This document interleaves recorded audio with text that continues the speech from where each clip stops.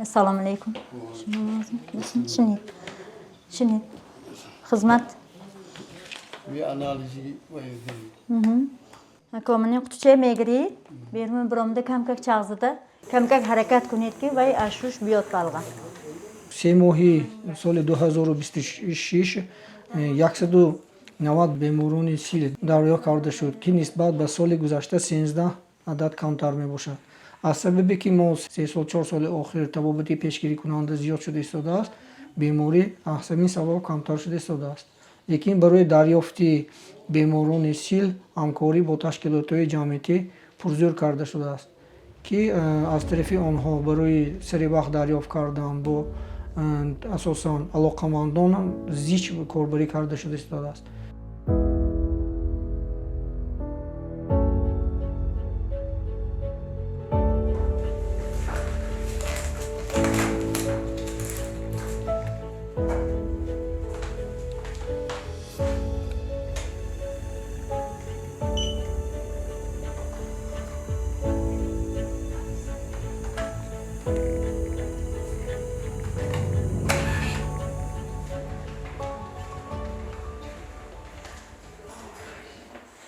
Assalomu alaykum. Sharofat qilish buni. Durustmi? Tiyinli. Nas xarakter siz ne işe? Ha, durust. من یکم 80 بترم از سال 2018 باز اینجا میبیم. من چون که یه بار دیگه به خور رفته بیا سالی 78 بعد از اون دیگر با انصاب نمیگیرد فقط اینجا میبیم. من روزانه که طبابت گیرم میبرم شب خونم بمیرم رزب پستیانی میبیم اینجا همه داروهامو میتیان ناز نگاه میکنم من دکتر هر روز میخوام اومده نگاه میکنم میپرسم ابی داشون هست وقتش به چای میتیان تا برفته نمویا همین که میشنم بچه جان دم میگیریم میخوریم میخزیم. چند نفر معاینه شدگی حوزی تا امروز شما رجیستراسیون کردگی و چقدرن؟ وظیفه اساسی من این همه روزه مانع و مشکلی هایی که بیماران و علاقمندان همه روزه دچار می شوند برای حل رفع آنها مساعدت می کنم. حوزی من این خبر آمدم داخل برنامه روزانه اساسی شما. سامانه که ما می بینیم این نام دارد ویدیو طبابت سیل. از روی کریتری ها ما انتخاب میکنیم شخصانی که به این برنامه درست می آیند یعنی که سن سالشون به 18 رسیده باشد توسط این برنامه توبت کردن رو داشته باشند استفاده برنده سمارت فون های اندروید باشند که لاگین پرول مخصوص دارند 100% مخفیت این برنامه کفالت داده می شود.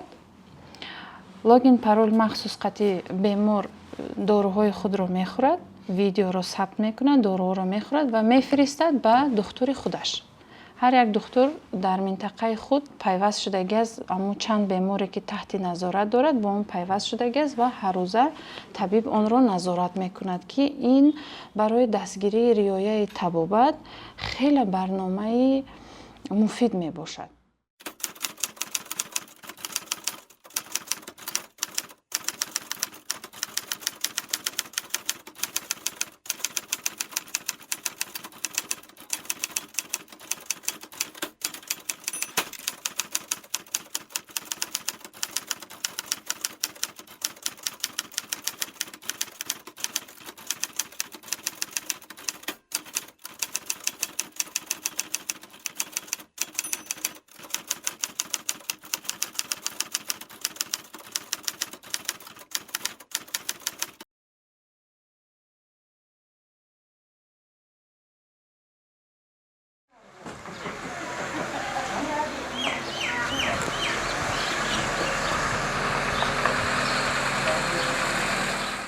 قوای اساسی کاری ما در صحرایی که در منطقه ها کار میکنند که نام آنها گروه دستگیری بیماران میباشند عبارت هستند از کارمندان تیپ و شخصان اصیل آسیب دیده یا شخصان خود اصیل شفا یافته که همچون کارمندان اجتماعی با ما همکاری میکنند. در 11 شهر و ناحیه جمهوری ما کار و فعالیت میکنیم. مثلا شماره عمومی اسکرینینگ شدگی و аву дарёфтшидагиё назар ба квартали октябр декабр ин где-то 20 нафар зиёдтар шудааст. аслан мо дар самти дарёфти беморони сил ҳам сили фаъол ва ҳам сирояти сил самти ки кор мебарем ва ҳам адвокатсияву муошират ба умум дар умма самти дигаре ки кор мебарем. Чизи баробаран муҳим ин ҳуқуқ ба саломатӣ, ҳуқуқ ба яъне доштани дастрасӣ ба ташхису табобат аст ки дар баробари ин боз ҳуқуқ ба ғизои солим хӯрдан, дар баробари дониши кофӣ пайдо кардан нисбати беморӣ ва низ муносибати муносибу бигӯем ки бидуни ягон доғгузорӣ аз тарафи саркарда оила, авлоду ҳамсоягию ба ҷои кору дигар муассисаҳои тандурустӣ.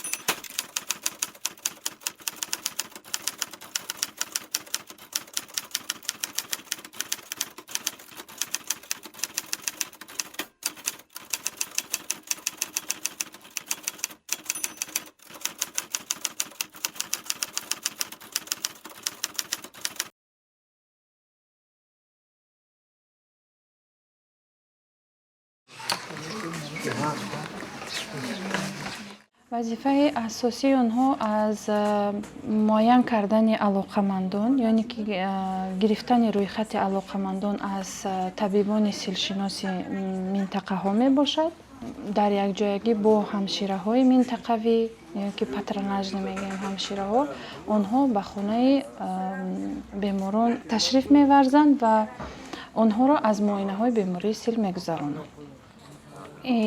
муоинаҳои бемории сил аз рӯи алгоритм якчанд қисм мебошад. Якум ин бояд саволнома гузаранд. Ҳамаи онҳо 4 саволи асосие ки дар бемории сил ҳаст онро пурсиш мекунанд. Баъд аз он рентгени қафаси сина бо рентгени портативи сайёр бо зеҳни сунъӣ. Агар ки шахс дар рентген ягон тағйиротҳо нишонаҳо дида шуда истода бошад онҳоро балғам мегиранд ва барои ташхис равон мекунанд.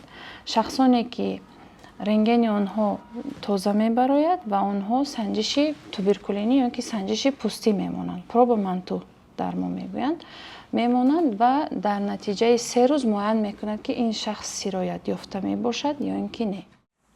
Ситора меояд бо дар баробари доруҳову ташхиси ино он чизе ки боқӣ мемонад то ин вақт ҳоло ҳам масъалаи доғгузорӣ ҳаст ки нисбатан агар коҳиш ёфта бошад ҳам ҳоло ҳам ҳаст.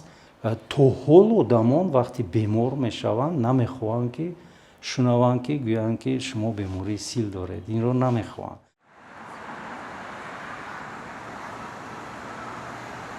аввалин лаҳзае ки ман фаҳмидам ки ман ба бемории сил гирифторам барои ман хеле даҳшатнок буд.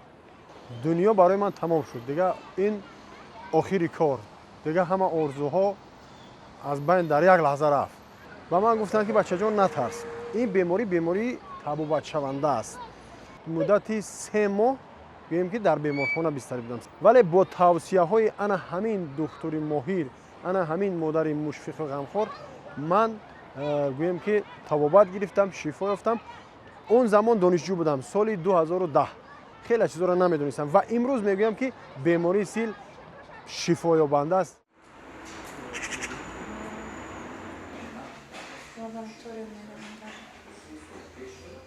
соли 2007 аз солҳои бениҳоят сарбории зиёди бемории сил дар ҷумҳурӣ ба қай гирифта шуду ба ҳисоб меравад ва дар муқоиса ба он солҳо сол ба сол яъне ки коҳиш ёфта истодааст сатҳи беморинокӣ.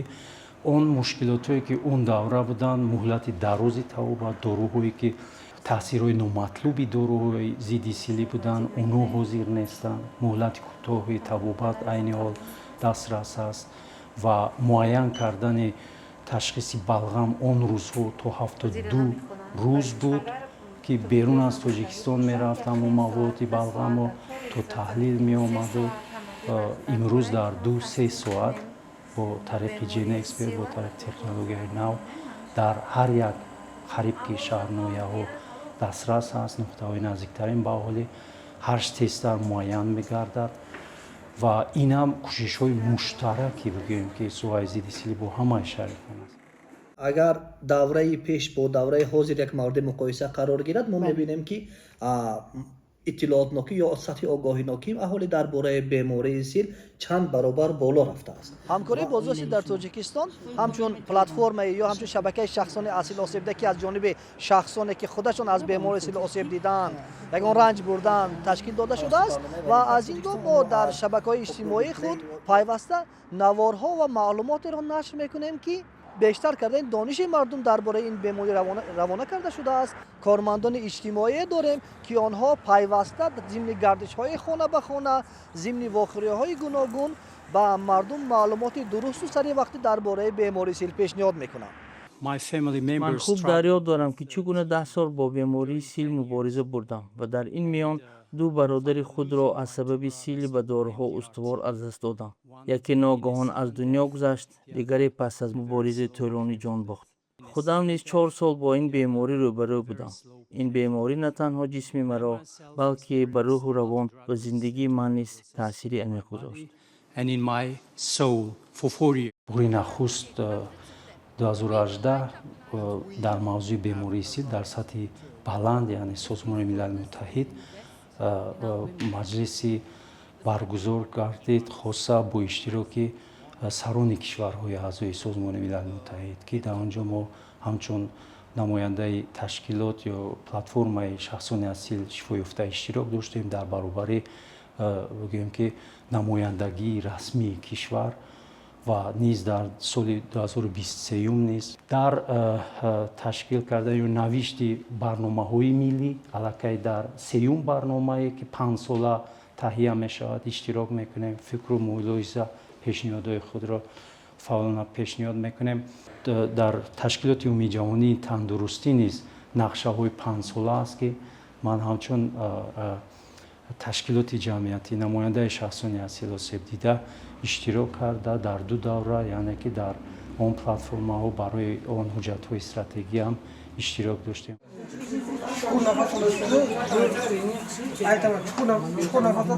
вақте ки онҳо ба минтақаҳо ташриф меварзанд дар он ҷо даъват мешаванд аз тарафи ҳамон ҳамшираҳо пешакӣ ки огоҳ ҳастанд даъват мешаванд гурӯҳҳои осебпазири аҳолӣ. гурӯҳҳои осебпазири аҳолӣ бо сабабҳои гуногуне ки масуниятшон кам мешавад ин ҳам бошад шахсони гирифтори диабети қанд муҳоҷироне ки тез муҳоҷират мераванд меоянд аз ҳисоби шароити муҳоҷирӣ шахсоне ки тез гирифтори бемориҳои музмини роҳҳои нафас мешаванд ва занҳои пайдарпай таваллудкунанда ки инам метавонад ба гурӯҳи осебпазирӣ вай дорад онҳоро низ муоина кунанд.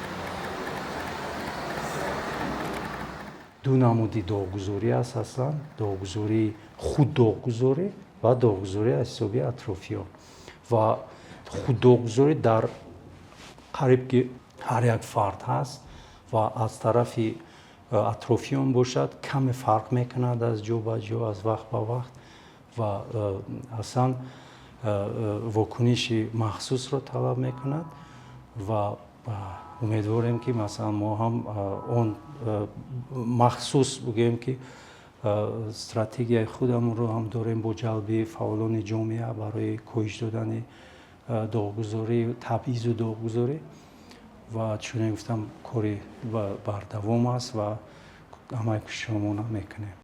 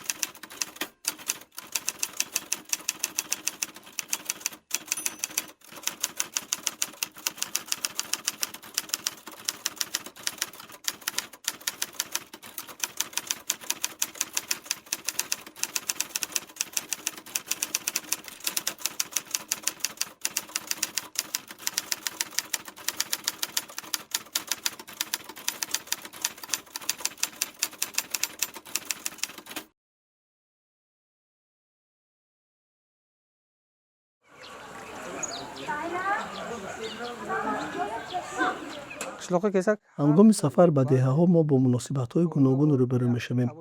баъзе оилаҳо дар аввал бо эҳтиёт муносибат мекунанд, аммо дигарон аз фаъолияти мо огоҳанд ва бо омодагӣ ҳамкорӣ менамоянд. мо ба одамон дар бораи бемории сил, роҳҳои пешгирӣ, ташхис ва тавобати он маълумот медиҳем. мақсади мо пешгирии паҳншавии беморӣ ва баланд бардоштани сатҳи огоҳии мардум аст.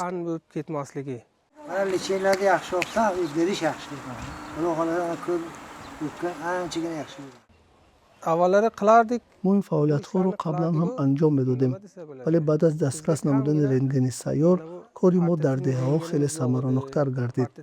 акнун ташхиси беморон, шахсони бо онҳо дар тамос буда ва инчунин ошкор намудани ҳолатҳои нави бемории сил осонтар шудааст. пештар барои гузарондани ташхис мо маҷбур будем ба меворхонаи деҳмой муроҷиат кунем. дар сурати дастрас набудани таҷҳизот, беморонро барои ташхис ба он ҷо равон мекардем. онҳо бояд мустақилона аз деҳа ба беморхона мерафтанд, ки ин барои бисёриҳо хароҷоти иловагӣ аз ҷумла роҳгиро талаб мекард. ҳоло бошад мо худамон ба деҳаҳо меравем ва ташхисро дар маҳал анҷом медиҳем. ин ҳам вақт ва ҳам хароҷоти сокинонро сарфа мекунад. ҳамзамон барои мо имконият фароҳам омадааст, ки бемориро зудтар ошкор намуда, саривақт ба ниёзмандон кӯмак расонем.